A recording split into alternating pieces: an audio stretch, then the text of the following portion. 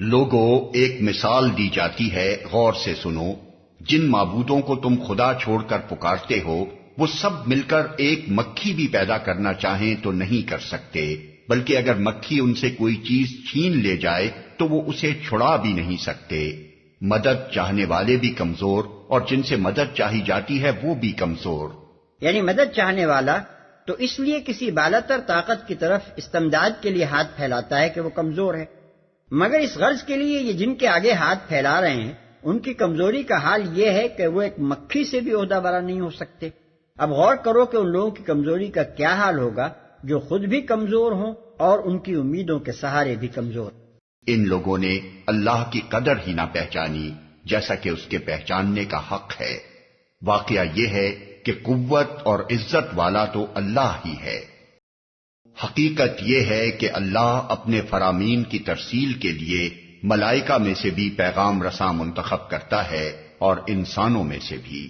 وہ سمیع اور بصیر ہے، جو کچھ ان کے سامنے ہے اسے بھی وہ جانتا ہے، اور جو کچھ ان سے اوجھل ہے اس سے بھی وہ واقف ہے، اور سارے معاملات اسی کی طرف رجوع ہوتے ہیں، انسانوں میں سے بھی۔ مطلب یہ ہے کہ مشرکین نے مخلوقات میں سے جن جن ہستیوں کو معبود بنایا ہے ان میں افضل ترین مخلوق یا ملائکہ ہیں یا انبیاء، اور ان کی حیثیت بھی اس سے زیادہ کچھ نہیں ہے کہ وہ اللہ کے احکام پہنچانے کا ذریعہ ہیں جن کو اس نے اس خدمت کے لیے چن لیا ہے۔ محض یہ فضیلت ان کو خدا یا خدائی میں اللہ کا شریک تو نہیں بنا دیتی۔ وہ واقف ہے۔ یہ فقرہ قرآن مجید میں بالعموم شفاعت کے مشرکانہ عقیدے کی تردید کے لیے آیا کرتا ہے، لہذا اس مقام پر پچھلے فقرے کے بعد اسے ارشاد فرمانے کا مطلب یہ ہوا کہ ملائکہ اور انبیاء و صلحاء کو بذات خود حاجت روا اور مشکل کشا سمجھ کر نہ صحیح، اللہ کے یہاں سفارشی سمجھ کر بھی اگر تم پوچھتے ہو تو یہ غلط ہے، کیونکہ سب کچھ دیکھنے اور سننے والا صرف اللہ تعالیٰ ہے۔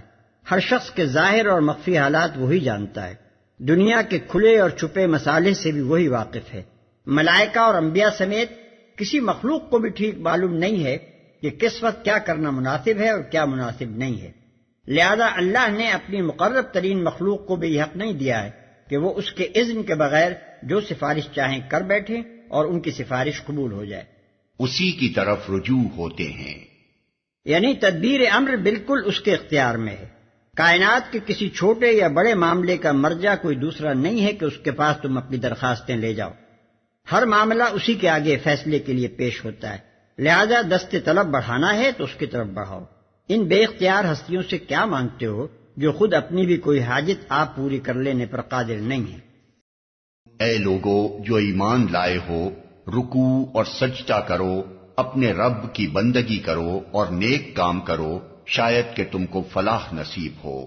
یعنی فلاح کی توقع اگر کی جا سکتی ہے تو یہی روش اختیار کرنے سے کی جا سکتی ہے، لیکن جو شخص بھی یہ روش اختیار کرے اسے اپنے عمل پر گھمنڈ نہ ہونا چاہیے کہ میں جب ایسا عبادت گزار اور نیکوکار ہوں تو ضرور فلاح پاؤں گا، بلکہ اسے اللہ کے فضل کا امیدوار رہنا چاہیے اور اسی کی رحمت سے توقعات وابستہ کرنی چاہیے۔ وہ فلاح دے تب ہی کوئی شخص فلاح پا سکتا ہے، خود فلاح حاصل کر لینا کسی کے بس کی بات نہیں ہے۔ شاید کہ تم کو فلاح نصیب ہو، یہ فقرہ ارشاد فرمانے کا مطلب یہ نہیں ہے کہ اس طرح فلاح نصیب ہونا مشکوک ہے، بلکہ دراصل یہ شاہانہ انداز بیان ہے۔ بادشاہ اگر اپنے کسی ملازم سے یہ کہے کہ فلاں کام کرو، شاید کہ تمہیں فلاں منصب مل جائے، تو ملازم کے گھر شادیانے بچ جاتے ہیں، کیونکہ یہ اشارتاً ایک وعدہ ہے اور ایک مہربان آقا سے یہ توقع نہیں کی جا سکتی کہ کسی خدمت پر ایک صلے کی امید وہ خود دلائے اور پھر اپنے وفادار خادم کو مایوس کرے۔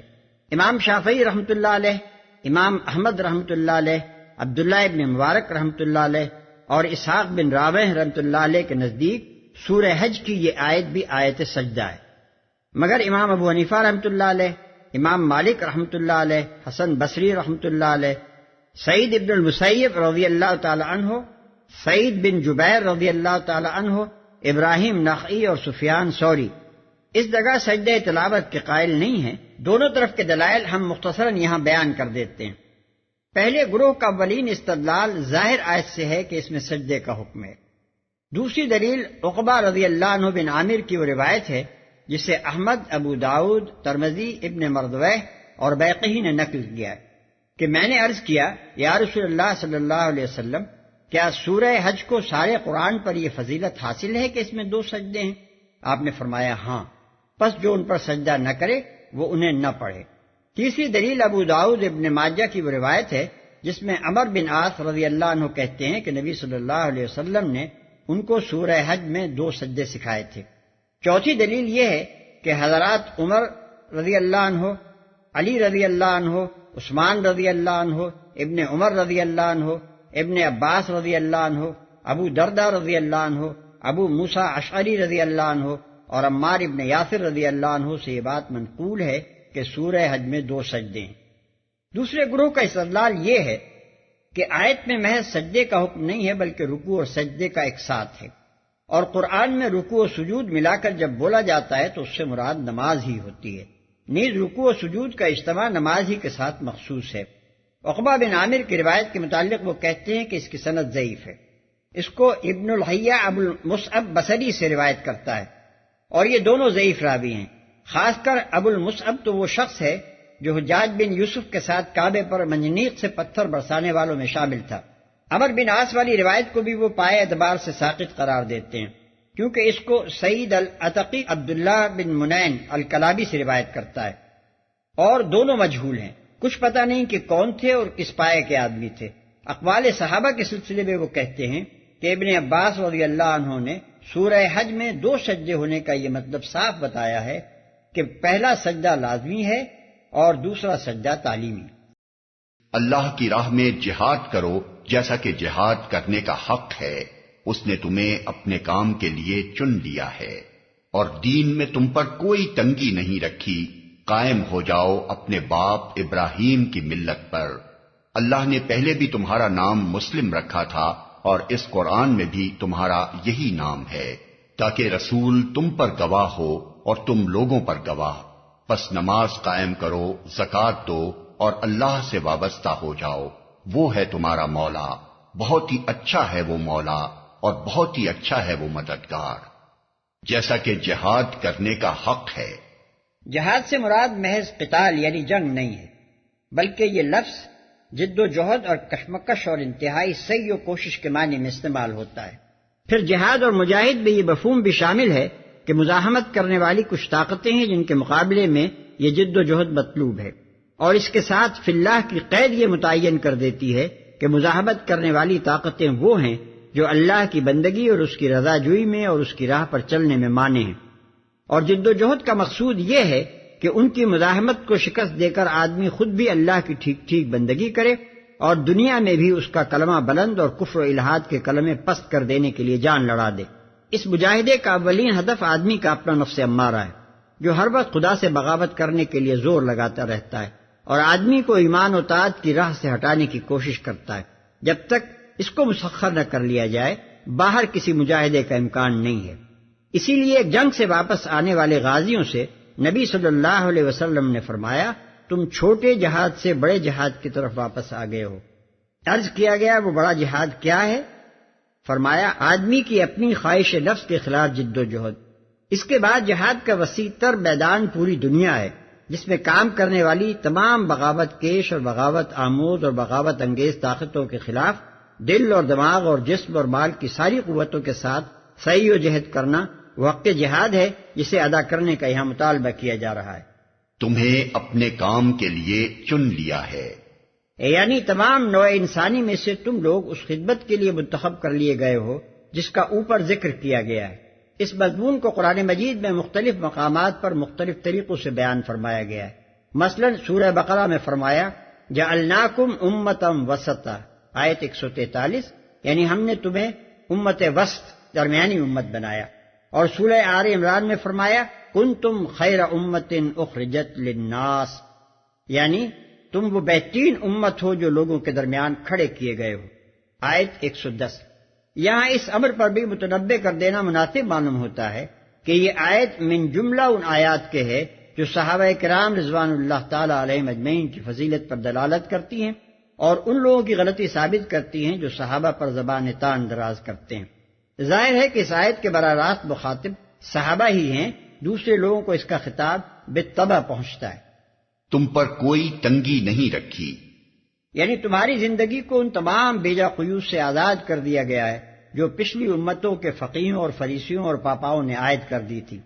نہ یہاں فکر و خیال پر وہ پابندیاں ہیں جو علمی ترقی میں مانع ہوں، اور نہ عملی زندگی پر وہ پابندیاں ہیں جو تمدن اور معاشرے کی ترقی میں رکاوٹ بنے۔ ایک سادہ اور سہل عقیدہ و قانون تم کو دیا گیا ہے جس کو لے کر تم جتنا آگے چاہو بڑھ سکتے ہو۔ یہاں جس مضمون کو ثبوتی و ایجابی انداز میں بیان کیا گیا ہے وہی ایک دوسری جگہ سلبی انداز میں ارشاد ہوا ہے کہ یأمرہم بالمعروف وینہاہم عن المنکر ویحل لہم الطیبات ویحرم علیہم الخبائث وَيَضَعُ عَنْهُمْ إِصْرَهُمْ وَالْأَغْلَالَ الَّتِي كَانَتْ عَلَيْهِمْ، یعنی یہ رسول ان کو جانی پہچانی نیکیوں کا حکم دیتا ہے اور ان برائیوں سے روکتا ہے جن سے فطرت انسانی انکار کرتی ہے، اور وہ چیزیں حلال کرتا ہے جو پاکیزہ ہیں، اور وہ چیزیں حرام کرتا ہے جو گندی ہیں، اور ان پر سے وہ بھاری بوجھ اتارتا ہے جو ان پر لدے ہوئے تھے، اور وہ زنجیریں کھولتا ہے جن میں وہ جکڑے ہوئے تھے۔ آراف آیت 157۔ اپنے باپ ابراہیم کی ملت پر۔ اگرچہ اسلام کو ملت نوح علیہ السلام، ملت موسیٰ علیہ السلام، ملت عیسیٰ علیہ السلام بھی اسی طرح کہا جا سکتا ہے جس طرح ملت ابراہیم علیہ السلام، لیکن قرآن مجید میں اس کو بار بار ملت ابراہیم کہہ کر اس کے اتباع کی دعوت تین وجوہ سے دی گئی۔ ایک یہ کہ قرآن کے اولین مخاطب اہل عرب تھے، اور وہ حضرت ابراہیم علیہ السلام سے جس طرح مانوس تھے کسی اور سے نہ تھے۔ ان کی تاریخ، روایات اور معتقدات میں جس شخصیت کا رسوخ و اثر رچا ہوا تھا وہ حضرت ابراہیم علیہ السلام ہی کی شخصیت تھی۔ دوسری وجہ یہ ہے کہ حضرت ابراہیم علیہ السلام ہی وہ شخص تھے جن کی بزرگی پر یہودی، عیسائی، مسلمان، مشرکین عرب اور شرق اوسط کے سابی سب متفق تھے۔ انبیاء میں کوئی دوسرا ایسا نہ تھا اور نہ ہے جس پر سب کا اتفاق ہو۔ تیسری وجہ یہ ہے کہ حضرت ابراہیم علیہ السلام ان سب ملتوں کی پیدائش سے پہلے گزرے ہیں۔ یہودیت، عیسائیت اور سابیت کے متعلق تو معلوم ہی ہے کہ سب بعد کی پیداوار ہیں۔ رہے مشرکین عرب تو وہ بھی یہ مانتے تھے کہ ان کے ہاں بت پرستی کا رواج عمر بن لوہی سے شروع ہوا جو بنی خزاعہ کا سردار تھا اور معاب یا مواب کے علاقے سے حبل نامی بت لے آیا تھا۔ اس کا زمانہ زیادہ سے زیادہ 500-600 سال قبل مسیح کا ہے، لہذا یہ ملت بھی حضرت ابراہیم علیہ السلام کے صدیوں بعد پیدا ہوئی۔ اس صورتحال میں قرآن جب کہتا ہے کہ ان ملتوں کے بجائے ملت ابراہیم علیہ السلام کو اختیار کرو تو وہ دراصل اس حقیقت پر متنبع کرتا ہے کہ اگر حضرت ابراہیم علیہ السلام برحق اور برسر ہدایت تھے اور ان ملتوں میں سے کسی کے پیرو نہ تھے تو لامحالہ پھر وہی ملت اصل ملت حق ہے، نہ کہ یہ بعد کی ملتیں، اور محمد صلی اللہ علیہ وسلم کی دعوت اسی ملت کی طرف ہے۔ تمہارا یہی نام ہے۔ تمہارا کا خطاب مخصوص طور پر صرف انہی اہل ایمان کی طرف نہیں ہے جو اس آیت کے نزول کے وقت موجود تھے یا اس کے بعد اہل ایمان کے صف میں داخل ہوئے، بلکہ اس کے مخاطب تمام وہ لوگ ہیں جو آغاز تاریخ انسانی سے توحید، آخرت، رسالت اور کتب الہی کے ماننے والے رہے ہیں۔ مدعا یہ ہے کہ اس ملت حق کے ماننے والے پہلے بھی نوحی، ابراہیمی، موسوی، مسیحی وغیرہ نہیں کہلاتے تھے، بلکہ ان کا نام مسلم یعنی اللہ کے تابع فرمان تھا، اور آج بھی وہ محمدی نہیں بلکہ مسلم ہیں۔ اس بات کو نہ سمجھنے کی وجہ سے لوگوں کے لیے یہ سوال معمہ بن گیا کہ محمد صلی اللہ علیہ وسلم کے پیرووں کا نام قرآن سے پہلے کس کتاب میں مسلم رکھا گیا تھا، اور تم لوگوں پر گواہ۔ اس سے زیادہ شرح و بسط کے ساتھ اس مضمون پر ہم نے اپنے رسالے شہادت حق میں روشنی ڈالی۔ اور اللہ سے وابستہ ہو جاؤ، یا دوسرے الفاظ میں اللہ کا دامن مضبوطی کے ساتھ تھام لو۔